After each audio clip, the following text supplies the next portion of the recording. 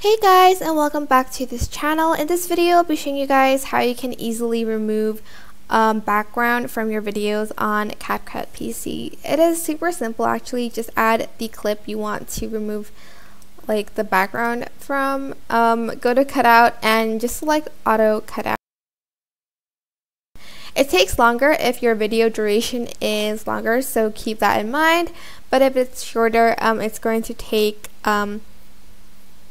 like a shorter time, of course. So just like auto cutout, and it's going to remove the background for you. You can add in backgrounds from CapCut if you like. Just put it like here and then put the video on top of it like so, and then the background would like change, as you can see. And that is it. I hope this tutorial was helpful for you guys. Don't forget to like, comment, share, and also subscribe to this channel if you haven't done that already. If you have any questions, just leave it in the comment section down below and I will try my best to answer them all for you guys. Thank you so much for watching. Bye!